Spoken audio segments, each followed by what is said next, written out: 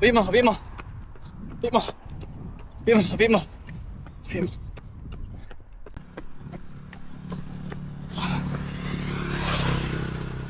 Yeah, all the way downhill now. Bong. So let's bong with Ben.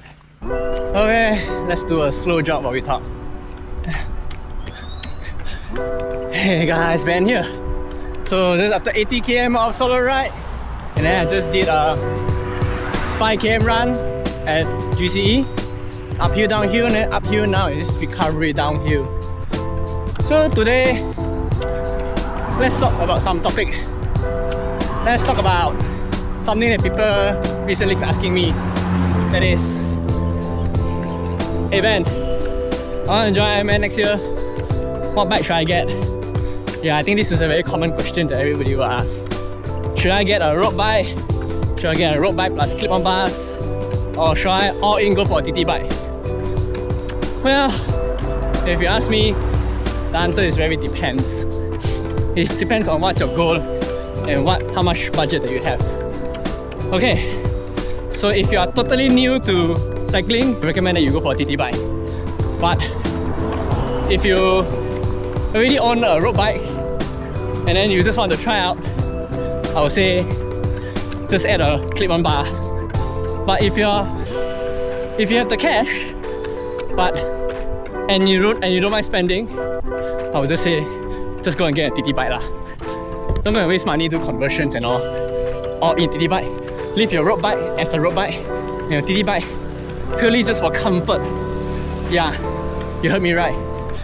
You're getting a TT bike not to go fast actually. You're buying comfort.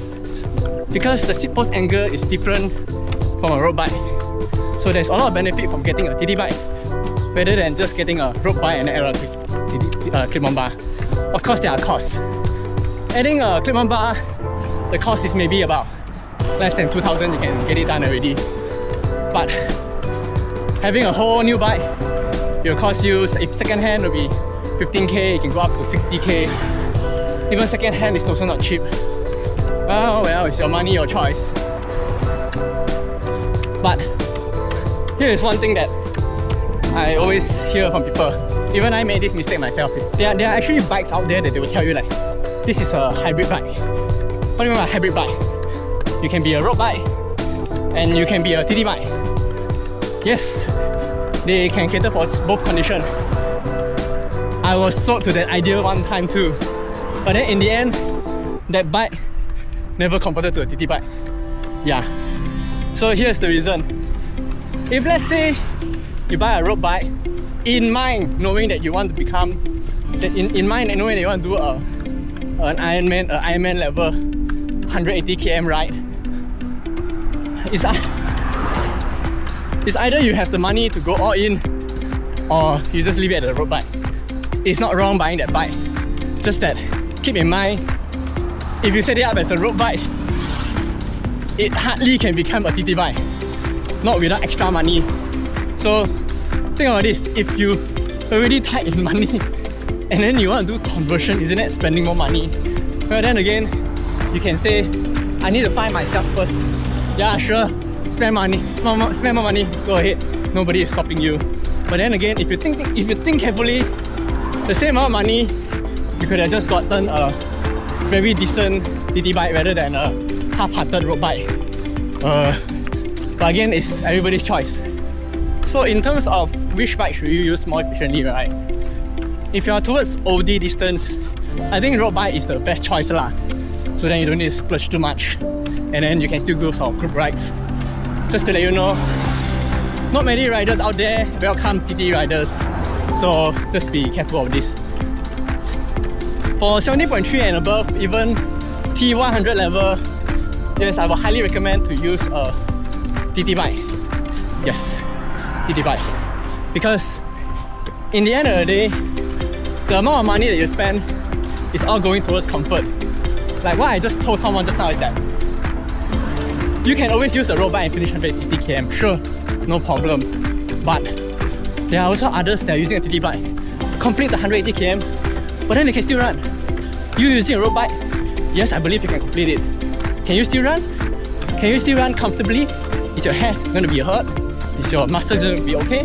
Because when we use a TT bike versus a road bike, we're actually using a different muscle set to run. If you're using a road bike, technically you're using the same muscle group set, the same muscle set to run. You're going to use it for 180 km ride and then 42 km run, or you have two different muscle group set, one for running and one for cycling. Think of it that way. So yeah, obviously the TT bike is more worth it, right? But then again, your money, your choice. And then here comes the question that everybody will ask. Hey Ben, what's the difference between a TT bike and a tri bike? Yeah, this is actually a very good question, and a lot of people, they got confused. TT bike is actually time trial bike. Tri bike is a tri bike. So one is specifically for tri and one is for TT.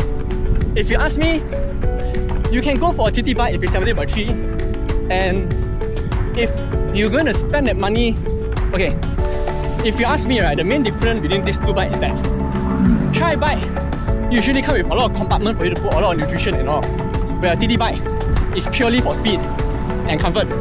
So they will just shove this aside, and then in the end of the day, you need to add like bento box lah, PTA lah, more compartments lah, just to fit all your nutrition in for the race.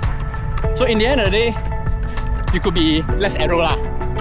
So yeah, whereas a tri bike, they are much heavier.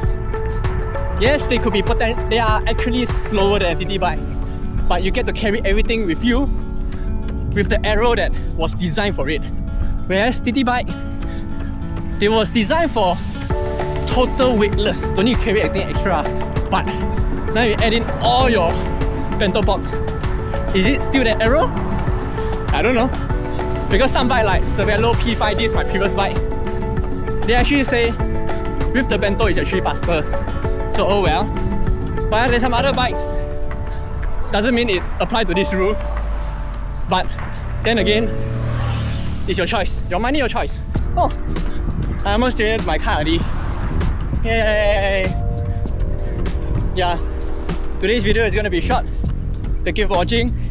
If you do like content like this, do subscribe, share, and like. Don't forget to comment also. Yeah, follow back for more crazy. So do put down in the comments below which bike will you go for, a full Ironman, and which bike will you go for, a half Ironman and OT. Yeah, do put down in the comments below. Oh yeah, one more thing I just wanted to add.